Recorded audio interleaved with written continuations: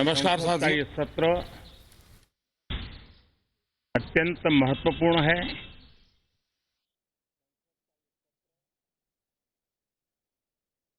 देश आजादी के अमृत महोत्सव मना रहा है। हिंदुस्तान में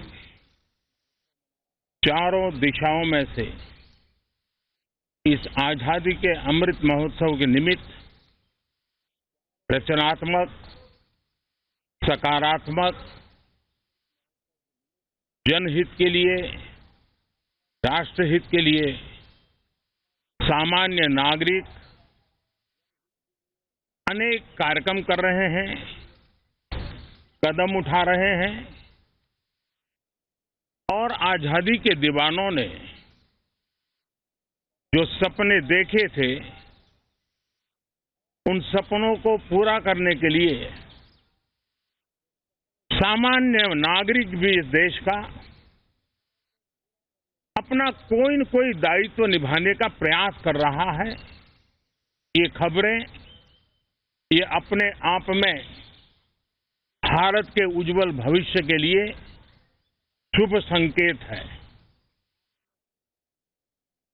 कल हमने देखा है, पिछले दिनों संविधान दिवस भी नए संकल्प के साथ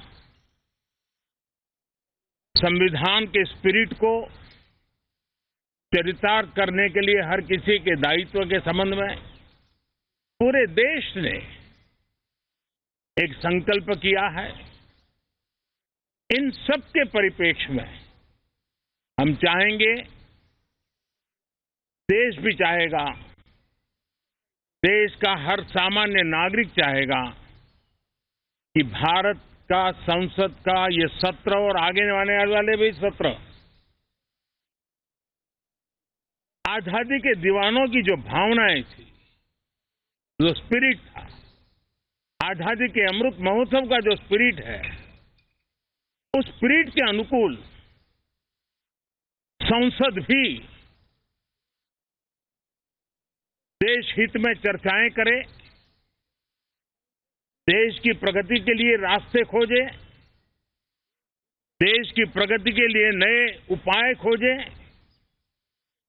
और इसके लिए ये सत्र बहुत ही विचारों की समृद्धि वाला, दूरगामी प्रभाव पैदा करने वाले सकारात्मक निर्णयों वाला बने। मैं आशा करता हूं कि भविष्य में संसद को कैसा चलाया,